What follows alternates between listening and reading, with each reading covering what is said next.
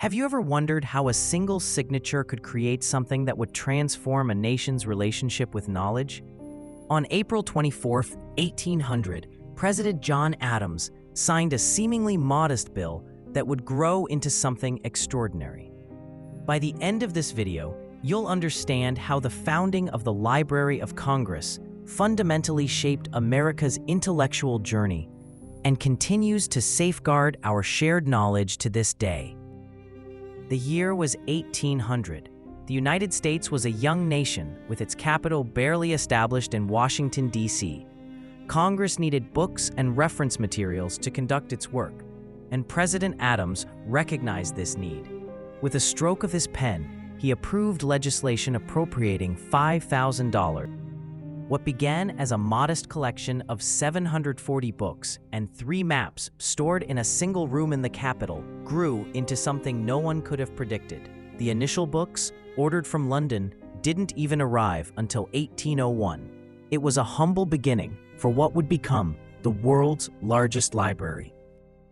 The library's early years weren't without challenges. During the War of 1812, British troops burned Washington, D.C., including the Capitol building and the library's entire collection. The loss was devastating, but it set the stage for a pivotal moment in the library's history. Thomas Jefferson, who had just retired from the presidency, offered to sell his personal collection to the government to replace what was lost. Jefferson's library wasn't just any collection. It contained nearly 6,500 volumes covering subjects ranging from philosophy to science, architecture to literature.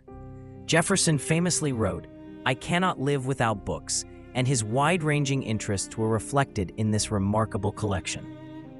When Congress purchased Jefferson's books for $23,950 in 1815, it did more than just replace the lost volumes. It transformed the very nature of the library. Jefferson believed that there is no subject to which a member of Congress may not have occasion to refer, and his diverse collection established the library's commitment to universal knowledge that continues to this day.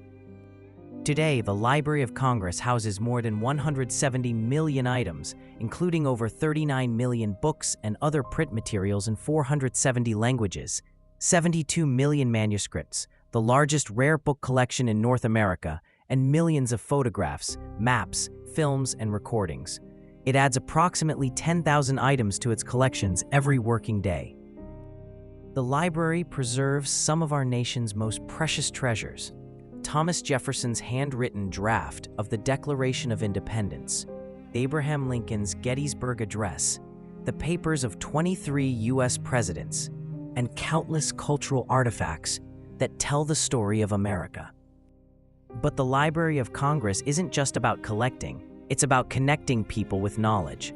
What began as a resource exclusively for Congress evolved into a democratic institution that serves everyone. Since 1897, the library has been open to the public, democratizing access to information decades before the internet was even conceived. Consider this: in an era when information can feel overwhelming and difficult to verify, the Library of Congress stands as a beacon of reliable knowledge, curated by experts dedicated to preserving our intellectual heritage. It's not just a building full of books, it's the living memory of our civilization. What would you explore if you had access to the world's largest collection of knowledge? What treasures would you seek out? Share your thoughts in the comments below. The story of the Library of Congress reminds us that great achievements often grow from modest beginnings. What started with a simple appropriation of $5,000 for books has blossomed into an institution that preserves our past, informs our present, and inspires our future. As Librarian of Congress James H. Billington once said, "The Library of Congress is the nation's memory, the multimedia catalog of our American experience." If you learned something new today, hit that like button and subscribe to History Sparks. Tomorrow's video will take you inside another pivotal moment that shaped our nation's identity in unexpected ways. I promise you won't want to miss it.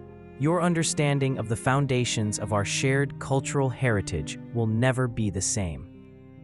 This is History Sparks, where the past illuminates our future.